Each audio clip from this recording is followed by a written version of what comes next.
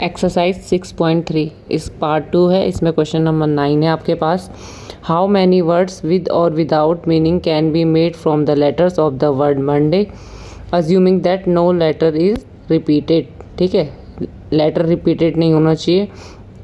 If पहली condition क्या है, 4 letters are used at a time. एक टाइम पे हमें कितने लेटर यूज करने हैं? 4। ठीक है, वर्ड क्या है हमारे पास? मंडे। सारे के सारे डिफरेंट लेटर्स हैं। देखो टोटल कितने हैं? There are 6 different letters in the word Monday. There are 6 different letters in the word Monday means क्या है? एन इक्वल टू कैसे हो जाएगा? 6 और r equal to 4 at a time use करना है हमें। R equal to 4। देखो कैसे फाइंड करेंगे हम इसे? एन तो 6 हो गया और r equal to 4। Thus, required number of words that can be formed using 4 letters at a time is।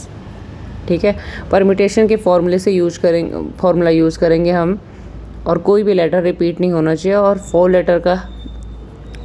4 letter use करके हमें वर्ड बनाने हैं। ठीक है, टोटल 6 लेटर है, उसमें से 4 यूज़ करने हैं हमें, और डिफरेंट कितने वर्ड बन सकते हैं। ठीक है, तो क्या हो जाएगा? फॉर्मूला क्या होगा? 6p4 equal to 6 factorial upon 6 minus 4 factorial equal to 6 factorial upon 2 factorial. Expand करेंगे इसे, ये देखो 6 फैक्टोरियल को क्या लिख सकते हैं? 6 into 5 into 4 into 3 into 2 factorial, और 2 फैक्टोरियल अपॉन 2 फैक्टोरियल, और 2 फैक्टोरियल से 2 फैक्टोरियल कैंसिल। बची हुई टर्म लिखो, क्या है? 6 इंटू 5 इंटू 4 इंटू 3। आंसर आ जाएगा आपके पास, मल्टीप्लाई करो तो 360। ठीक है, सेकेंड पार्ट क्या है इसमें? All letters are used at a time. सारे के सारे लेटर क्या है? एक टाइम पे यूज होने चाहिए, और ऐसे हमारे पास कितने अरेंजमेंट बन सकते हैं इस वर्ड को यूज करके? तो सारे के 6 तो हमारे पास डिफरेंट ऑब्जेक्ट्स हैं, मतलब 6 डिफरेंट लेटर्स हैं। ठीक है, 6 different objects taken 6 eight a time, तो क्या होता है वो? NPN, तो 6p6 हो जाएगा। ठीक है, 10 require number of words that can be formed when all letters are used at a time, तो होता है 6p6 6 फैक्टोरियल। ठीक है, सारे के सारे लेटर एक टाइम पे यूज करने हैं, और इतने कितने अरेंजमेंट बन सकते हैं हमें फाइंड करना है। तो ये क्या हो जाएगा? 6p6 इक्वल टू क्या होता है? 6 फैक्टोरियल। और 6 फैक्टोरियल का डायरेक्ट तुम याद भी कर सकते हो, या तो मल्टीप्लाई करके फाइंड कर सकते हो। तो 6 into 5 into 4 into 3 into 2 into 1, answer आ जाएगा 720। ठीक है, 720। ईजी था। देखो लास्ट पार्ट क्या है? All letters are used but first letter is a vowel. सारे के सारे लेटर यूज करने हैं, ठीक है, पर पहला लेटर क्या होना चाहिए? वोवल होना चाहिए। देखो मंडे में कौन कौन से वोवल हैं पहले देखते हैं। ओ और ए, 2 ही वोवल्स हैं मंडे में। ठीक है, इस वर्ड में। तो केस फर्स्ट क्या कर सकते हैं? अगर हम ओ को फिक्स कर दें, समझ रहे हो? वोवल बाकी कितना लेटर बचे हमारे पास? MNDAY। अगर हमने ओ को फर्स्ट लेटर फिक्स्ड कर दिया, तो when O is a first letter, समझ में आया? ओ को फिक्स कर दिया। When O is a first letter, the remaining 5 places are to be the filled by the remaining 5 letters. Remaining 5 letters कौन कौन से हो गए? MNDAY। This can be done is 5p5। देखो 5 वर्ड भरने हैं और 5 प्लेस पे भरने हैं। ठीक है, तो ये क्या हो जाएगा? कितने तरीके से भरते हैं? 5p5 ways equal to 5 factorial. और केस सेकंड क्या हो जाएगा? दूसरा वोवल्स क्या है? ए को हम फर्स्ट लेटर फिक्स कर लें, तो क्या हो जाएगा? बाकी सारे प्लेस को भरना है हमने, 5 प्लेस को। वर्ड कौन कौन से होंगे? M, बचे हुए सारे लेटर, सॉरी, इन लेटर से हमने ये प्लेसेस भरने हैं। ठीक है, तो when A is a first letter, this can be done is 5p5 ways. Same 5 तरीके से भर सकते हैं हम, 5p5 वेज से भर सकते हैं हम इस प्लेस को। तो ये हो जाएगा 5 फैक्टोरियल। 10 इन दिस केस, देखो टोटल क्या हो जाएगा फिर जब लेटर्स वॉवल से स्टार्ट हो रहेंगे, दोनों को ऐड कर दो। 10 in this case required number of words that can be formed is, दोनों को ऐड करके आंसर आ जाएगा हमारे पास। कैन बी फॉर्म्ड इज, देखो पहले जब ओ से स्टार्ट होगा तब क्या हो जाएगा 5 फैक्टोरियल, हमने आंसर निकाला है। और जब ए से स्टार्ट होगा फिर 5 फैक्टोरियल, तो 5 फैक्टोरियल प्लस 5 फैक्टोरियल ऐड कर दो दोनों को। ये हो जाएगा 2 इंटू 5 फैक्टोरियल। तो कैलकुलेशन करनी है बस। तो ये हो जाएगा 2 into 5 into 4 into 3 into 2 into 1, ये हो जाएगा 2 इंटू 120 और आंसर आएगा आपके पास 240।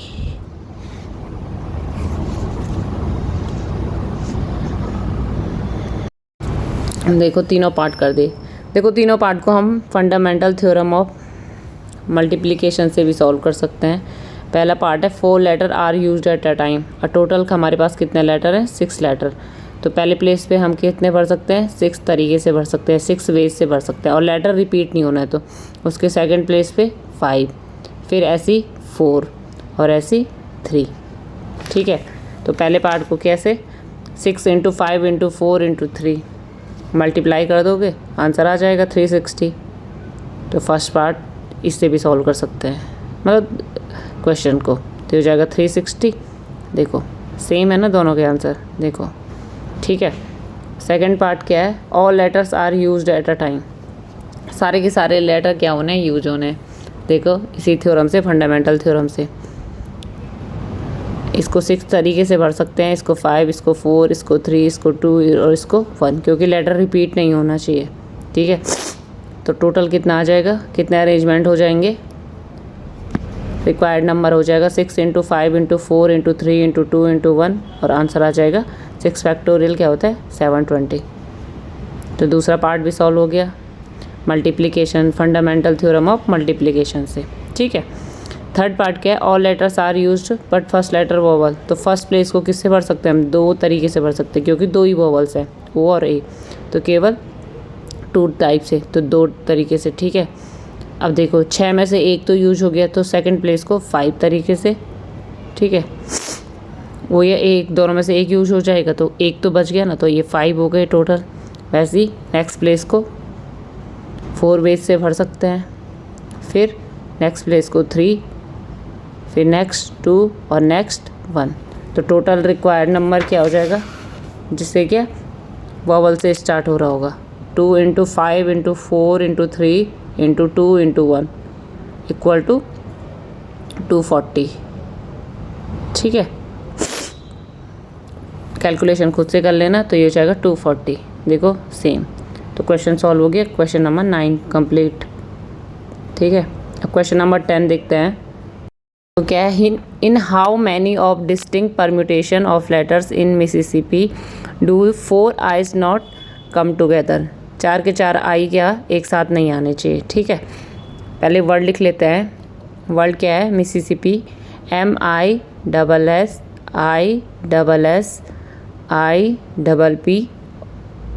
और I।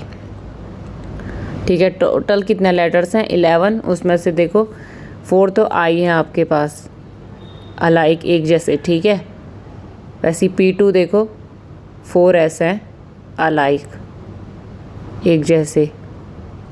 वैसे P3 देखो 2P अलाइक, 2P अलाइक।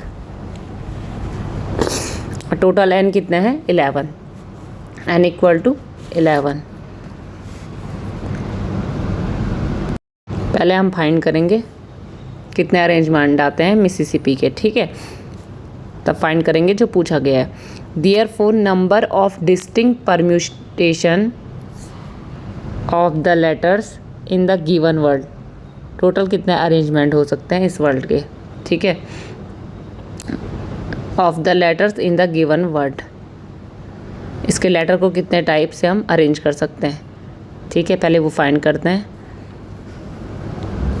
तो ये हो जाएगा आपके पास 11 फैक्टोरियल, और जो जो कॉमन है उसको अपॉन में देखो, 4i है तो 4 फैक्टोरियल, 4s है तो 4 फैक्टोरियल, 2p है तो 2 फैक्टोरियल, ठीक है।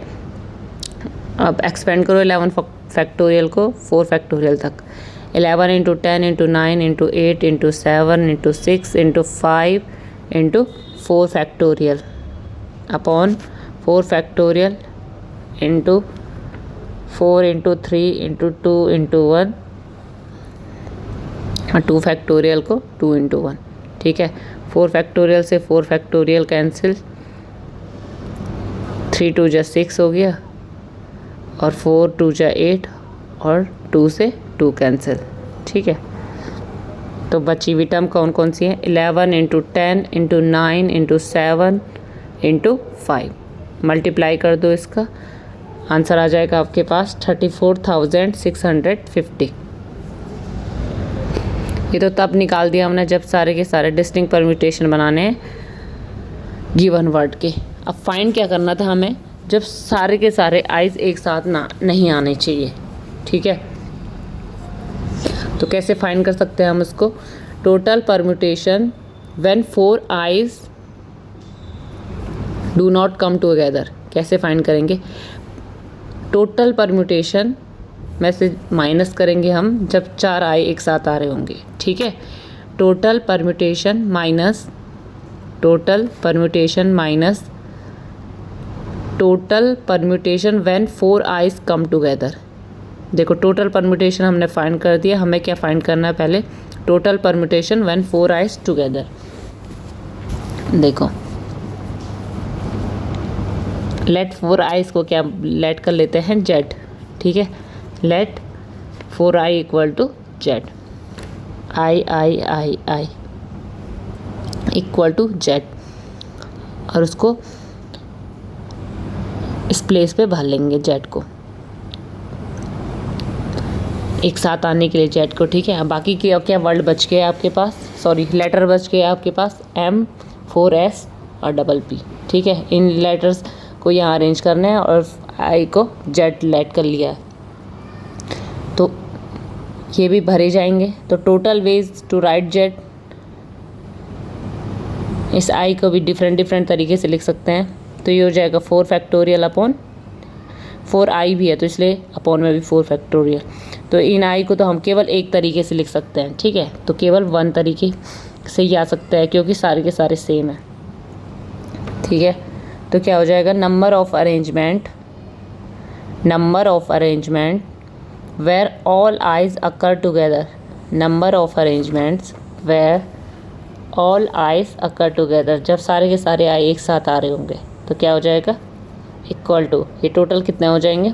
8 प्लेस भरने हैं हमें, ठीक है।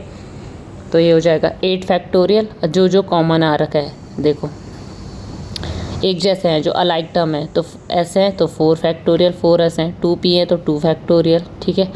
और 4i को कितने तरीके से लिख सकते हैं, कितने वेज से लिख सकते हैं? इंटू 1। सॉल्व करो इसे, कैलकुलेशन है अब। तो ये हो जाएगा 8 into 7 into 6 into 5 into 4 factorial upon 4 factorial into 2 into 1। देखो 4 फैक्टोरियल से 4 फैक्टोरियल कैंसिल हो गया, 2 3 जा 6। अब देखो बची हुई टर्म क्या हो गई? 8 into 7 into 3 into 5 equal to 840। जब 4 आई एक साथ आ रहे होंगे तो कितना हो गया? 840, ठीक है। देखो कैसे निकालना था, टोटल परम्यूटेशन में से जब 4 आई एक साथ आ रहे होंगे तो कितना? 34,650 माइनस 840, ठीक है। जब 4 आई एक साथ आकर हो रहे होंगे इक्वल टू 33,810। देखो अब लास्ट क्वेश्चन है, क्वेश्चन नंबर 11, और थोड़ा लंबा भी है। In how many ways can letters of word permutation be arranged if the, पहली कंडीशन क्या है? Words start with P and and with S।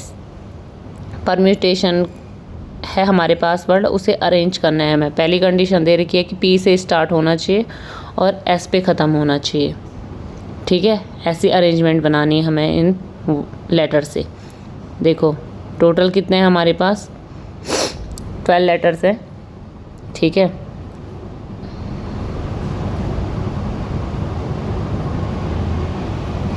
देखो पी फिक्स कर दिया और लास्ट एंड एस फिक्स कर दिया, और पी भी फिक्स हो गया, एस भी फिक्स हो गया। तो ये बीच में जो बचे हुए लेटर्स हैं इनको अरेंज करना है। ये टोटल कितने हैं, 10। इन 10 लेटर्स को अरेंज करना है। तो n इक्वल टू हो गया 10, और इसमें कुछ एक जैसे भी हैं। कौन से, 2 टी हैं इसमें, तो 2T अलाइक। ठीक है, अब देखो therefore required number of arrangements कैसे फाइंड करेंगे, हमने थ्योरम भी पढ़ी थी इस बेस पे। देखो उसी फॉर्मूले से करेंगे। Required number of arrangements equal to कितने प्लेस बनने हैं, 10। तो 10 फैक्टोरियल अपॉन जो अलाइक टर्म्स है कितने हैं, 2T है तो 2 फैक्टोरियल। ठीक है, एक्सपेंड करो इसको 10 फैक्टोरियल को, 10 into 9 into 7, 9 into 8 into 7 into 6 into 5 into 4 into 3 into 2 factorial upon 2 factorial. 2 factorial से 2 फैक्टोरियल कैंसिल, और फिर मल्टीप्लाई करके आंसर लिख दो। 18,14,400 आंसर आ जाएगा आपके पास। ठीक है, तो पहला पार्ट तो सॉल्व हो गया। अब देखो दूसरा पार्ट क्या है, वोवल्स आर ऑल टुगेदर, सारे वोवल्स एक साथ होने चाहिए। वोवल्स आर ऑल टुगेदर, ऐसी अरेंजमेंट बनानी है जहाँ सारे के सारे वोवल्स एक साथ आ रहे होंगे। ठीक है, तो परम्यूटेशन है हमारे पास, परम्यूटेशंस। इसमें देखो वोवल्स कौन कौन से हैं, वोवल्स हैं इसमें ई, यू, ए, आई, ओ, 5 के 5 वोवल्स हैं इसमें। ठीक है, तो इन वोवल्स को अरेंज करना है जो सारे के सारे क्या एक साथ आने चाहिए।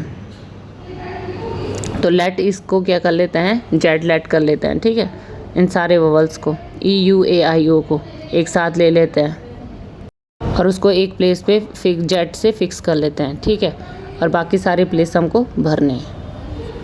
कितने प्लेस में इन लेटर्स को भरने हैं, P, R, M, T, T, N, S. इन लेटर्स को ये बाकी बचे हुए प्लेस में अरेंज करना है। ठीक है, 1 2 3 4 5 6 7 7 प्लेस में, और 8वां प्लेस क्या है, जेड से, जहाँ सारे वोवल्स एक साथ आ रहे होंगे। ठीक है, पर देखो ये वोवल्स भी तो अपनी पोजीशन चेंज करेंगे, प्लेस को चेंज करेंगे। ए, ई, आई, ओ, यू कभी आगे कभी पीछे, लेटर्स आगे पीछे होते रहेंगे। तो इनको हम कितने वेज से लिख सकते हैं, तो जेड को लिखने के वेज भी तो होंगे। तो total ways to write Z equal to 5p5 means 5 factorial. 5p5 equal to 5 factorial, और 5 फैक्टोरियल क्या होता है, 120। ठीक है, अब देखो टोटल क्या है, n इक्वल टू 8 लेटर्स को हमें अरेंज करना है। जेड तो आपको पता है क्या है। तो total number of arrangements when all vowels are together कैसे फाइंड करेंगे, देखो n इक्वल टू क्या है, 8 प्लेस हमने अरेंज करनी है। लेटर भी हमारे पास 8 है, तो 8 फैक्टोरियल अपॉन, देखो 2 दोनों सेम है तो 2 फैक्टोरियल अलाइक टर्म है, इंटू जेड को लिखने के भी 2 तरीके हैं, इंटू 120। कैलकुलेट करके आंसर आएगा आपके पास 24,19,200। देखो थर्ड पार्ट है और लास्ट पार्ट है। There are always 4 letters between in P and S.